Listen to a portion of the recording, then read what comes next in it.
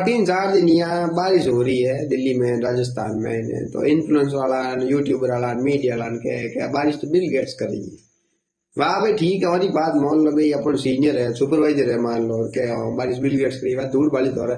ठीक है, Bill Gates करी, मान ली बिल गेट्स करी, दिल्ली में बिल गेट्स करी, राजस्थान में मैंने 1 दिन है, 2 दिन है, 4 हमें बार घूरे है, 4-4 दिन या बारिश वही करी बिल गेट्स के एक आदमी अभी जहाज लेन आसमान में गैस छुट्टी बारिश हो रही है। अरे गैल सब कोई मोवट के राजस्थान में महीने, और बार तो फरवरी महीना में यह करे ना, मतलब कही है फरवरी महीना दिन थोड़ा ऊपर नीचे हो गया, मार्च में हो रही है। हमेशा शीतलाष्टमी में बारिश यह करे, और शीतलाष्टमी हमेशा ही है 15-20 तारीख आसपास आया करे, और हर साल मतलब कई साल लेगा देख तो नहीं शीतलाष्टमी में बारिश आवे आवे। और हम अगली बार शीतलाष्टमी हिसाब से बारिश आई है, थोड़ा दिन ऊपर नीचे हो, शीतलाष्टमी 6 दिन पहला आगे बारिश पच हो रही है। राजस्थान में मोवट गया करे क्या हम जो कोई बिल गेट्स